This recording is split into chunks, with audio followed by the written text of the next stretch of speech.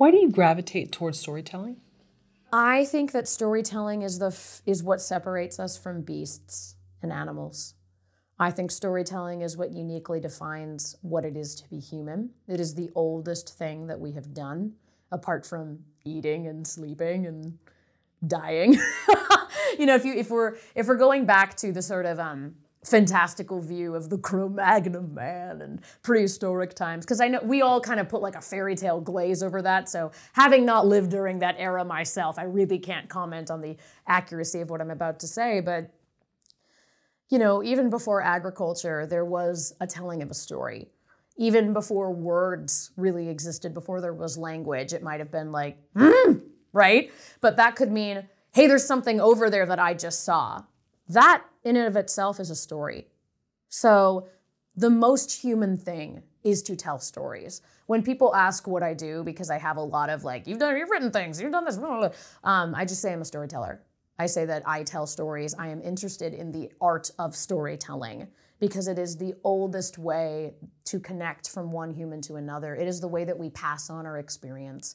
If you think about how people taught each other 2,000 years ago, it was, I will teach you, right? Teach a man to fish. It goes back to sort of that kind of stuff. 5,000 years ago, it's very much I know how to do this one skill, this agrarian skill, and now I will pass it on to you.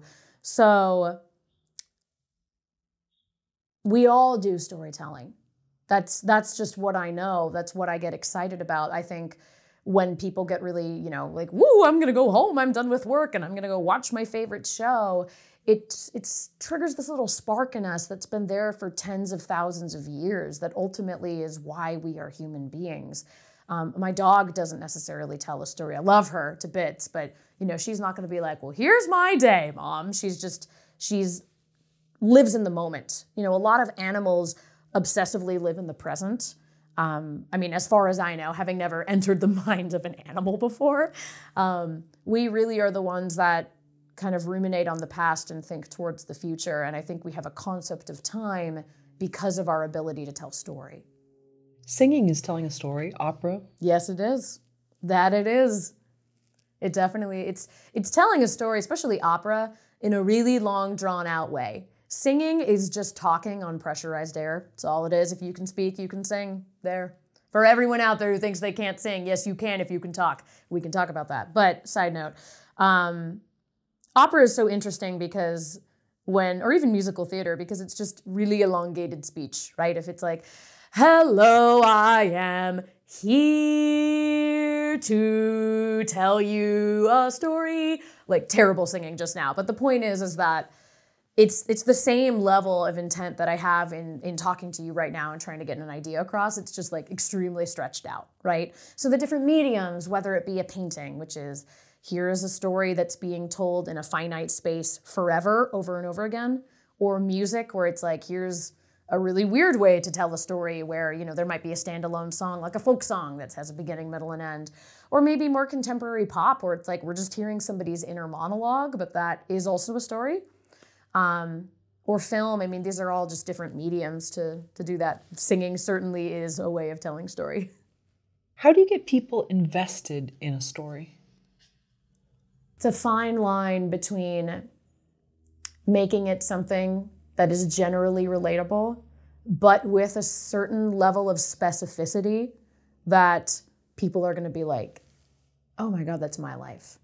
I'm going to say something and I hope it is not inflammatory, but I find that this is like how astrology works, right?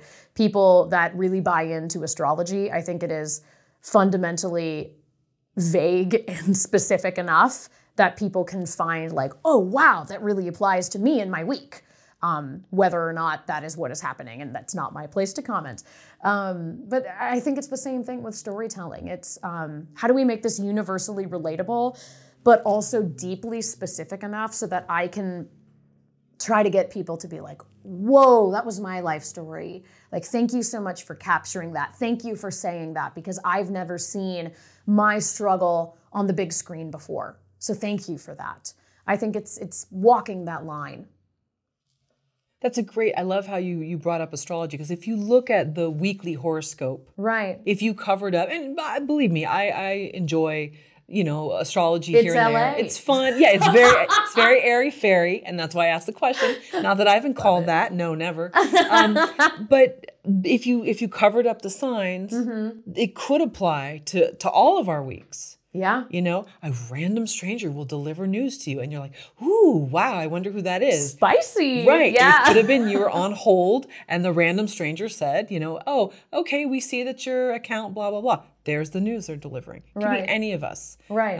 But it is interesting how we tap into stories that very much call to us, and maybe that's why there is some, certain traits are, inherent in certain signs. But anyway, not to go too much in the astrology route. Yeah, I mean, I completely agree. I think that for me, it's like the best thing, right? It's the best example that I have. And in a lot of ways, I seem like a marketing and branding nerd, and that's because I am one. That's how marketing works, right? That's how, think of a commercial. You want it to be vague enough that random person number 5 can be yeah, that's my life, but specific enough that you're positioning the product as the hero to save the day for your specific problem, so that if someone happens to actually watch a commercial for once, they'll be like, oh, wow, I didn't realize I needed that. Okay, psh. Now you've planted the seed, and the next time that problem emerges, they're probably going to go buy that product. It's storytelling is vague and specific all at once. It's a bizarre line to walk. Do you have a favorite commercial? Even from the past? That's a really good question. That's a really good question. I feel like through the ages, they all have such a different vibe. I have different ones that I love there are ones that I love because they're memes and they're hysterical at this point, things from the 70s and 80s where you're like, wow, that was a really heavy-handed way to talk about this product.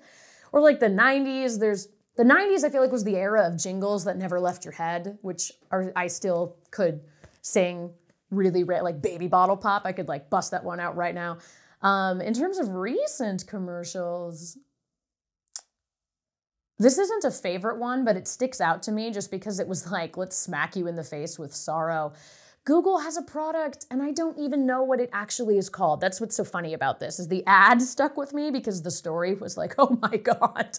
But I don't even know the name of the product. Google Memory or Google, I'm going to incept your brain memories forever. But it basically is you could put in all of the shared stories or photos of memories of a person, and then be able to look at that or even chat with that person in such a with an AI construct of that person in a way so that when they pass, I don't know that I understand the product. You can see that I'm now telling you a sci-fi story. All I know is that the ad destroyed me because it was someone who was reliving talking to their grandfather who had passed, or their old late husband who passed, or something like that. It just came up in the Super Bowl, and I was not emotionally prepared. Super Bowl ads for me are usually this is silly and we spent millions of dollars on it. But this one was let's just punch you in your feels. Oh, so it was emotional. They really got so you. Emotional. But to a degree that it was a Pixar movie where I'm wow, I'm really not, you're just having a field day with my emotions. Yeah, it was crazy. Yeah. But that's great. Now I'm going to start looking at commercials as little bits of, it is, I don't know why it's never clicked for me, but it really is little bits of stories. Well, and as an actor, the script, they always call the product the hero. That's how it's positioned. So it's the same thing as a theatrical script. It's just that the hero of the story is Cheez-Its instead of a person.